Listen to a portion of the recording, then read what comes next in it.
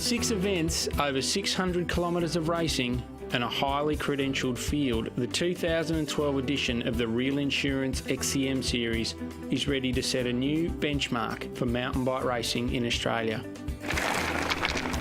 With the East Coast weather proving to be uncooperative, rescheduling saw riders taking on 3 tough events over 3 weeks, making recovery just as important as the race itself. Probably for most riders, everyone's expecting this to start a month earlier in Canberra, and then now it's time to turn it up instead. The series opener was a new event, the Wombat 100, which would take riders to the Macedon Ranges of Victoria. There's plenty of good girls out there. Tori Thomas is definitely one to watch on the single track. Becky Mates is pretty strong. I know she's concentrating on the series this year, so she's been putting in a lot of training while I've been doing the cross-country series.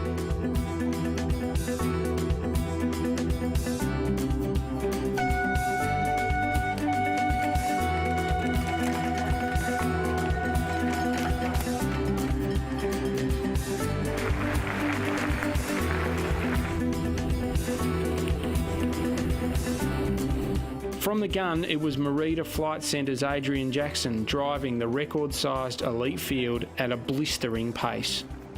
Rockstar Racing's Sean Lewis and defending XCM Series champion Dylan Cooper managed to match his pace, but it was Jackson first to crest the King of the Mountain climb. Meanwhile, Jenny Fay was putting the hurt on the women's field, leading out Peter Mullins and Tori Thomas.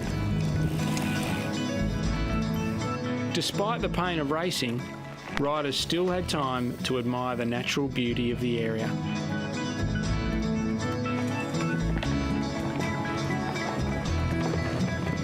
Just a few kilometres before the finish, Lewis and Jackson put the hammer down, getting away from Cooper, and after over 100 kilometres of racing, it came down to a thrilling sprint finish.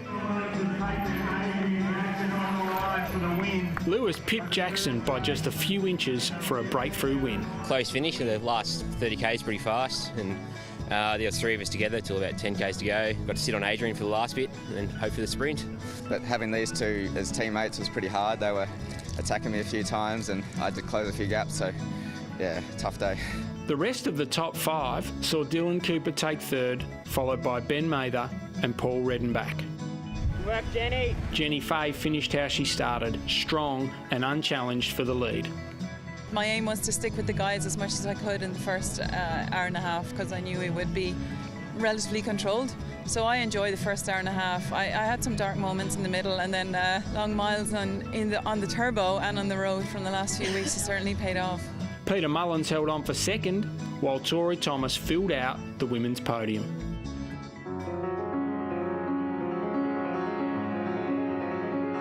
A cold and foggy start for the second leg of the series took riders to the nation's capital for a race ominously titled Capital Punishment.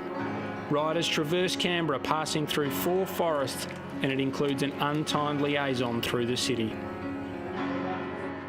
All the main contenders were on the start line, and there was plenty of excitement as well further back in the field.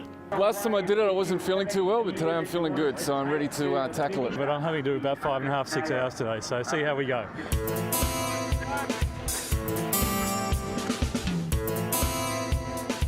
From the start, Real Insurance National Cross Country Series winner Andy Blair was keen to set the early pace, but XCM Series leader Sean Lewis was determined to stay firmly glued to his wheel. The leading bunch, who included solo 24-hour world champion Jason English, Dylan Cooper and Adrian Jackson, stayed tightly packed through the Majura section. The climb to the King of the Mountains would be the first test for the group. Peter Hatton set a fierce tempo, but it was Lewis who attacked, taking precious seconds at the end of the first time section and moving up to equal first in the series KOM rankings. Jenny Fay again was putting on a dominant display, leading at the midpoint and taking the Queen of the Mountain points. After the restart, with the kilometres ticking by to the finish, the leading group remained together, but now with other riders to overtake, position and tactics would prove vital. The finale coming down to a 3-way sprint, and Lewis again taking the victory ahead of Cooper and Blair. Adrian Jackson adding to his series tally with a 4th place, while one of last year's major contenders, Peter Hatton, took 5th. To win last week and then this week, to go back-to-back for 2, it's obviously the perfect start to the series for myself, and looking forward to upcoming races. So I tried to put it down to the final descent. I did just what I could to block on the climb, and so I just opened it up on all the sort of fire road sections to maintain the lead, and then you've got to be really on your game to unload those two. So we came down together, but I'm happy with that. With a second victory in the bag, Rockstar Racing's Jenny Fay is well on the way to achieving her goal of a second consecutive XCM Series overall title. It's nice now so that 3 races in a row, there's no training to do, so it's like my motto is train hard, race easy. Team Talk's Becky Mates took the second step of the podium, Brooke Rowlands 3rd, and Maggie Singe rounding out the women's elite field.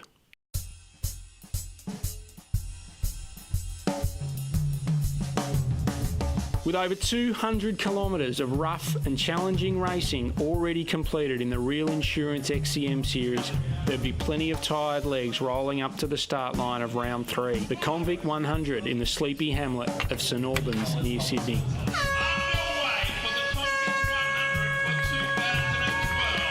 The riders rolled out under a carpet of autumnal fog, but things soon heated up as a group including Andy Blair, Adrian Jackson, Ben Mather and Trenton Day broke away from the huge field of over 2,000 riders. Jackson, the second over the KOM, maintaining his grasp on the polka dot jersey. Series leader Sean Lewis, evidently feeling the previous 2 weeks of racing in his legs, slipping off the back on the first climb. Few were surprised to see specialist climber Jenny Fay cresting the Queen of the Mountains first, Becky Mates in second, still inside of the leader. With the punishing sandstone trails taking their toll, the group was now down to just 3 riders, Blair, Jackson and 20-year-old rising talent Trenton Day.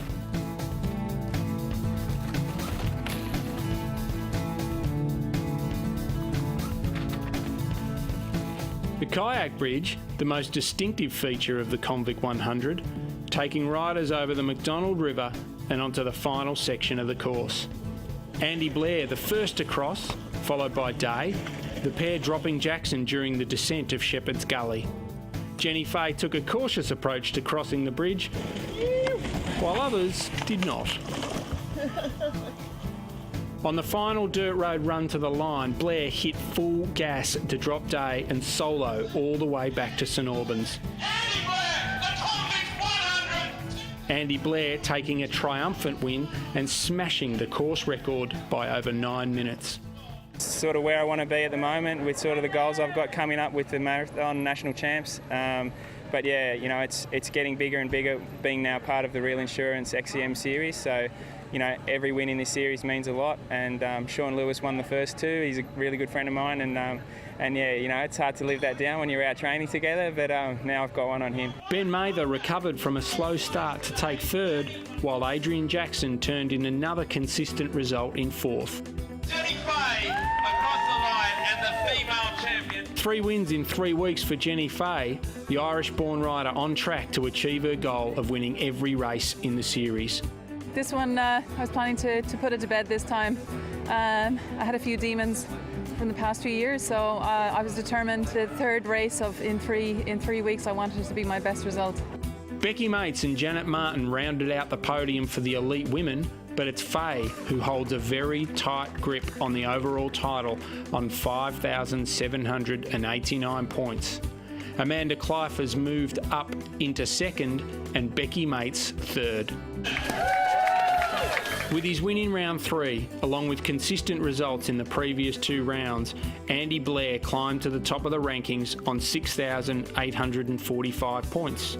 Adrian Jackson's consistency has kept him in 2nd, while Andre Slezak has moved up to 3rd. The series of 6 events is far from over, and the next round of the Real Insurance XCM Series moves to the New South Wales South Coast for the Husky 100 on June 30. Tim Sheedy for Cycle Nation.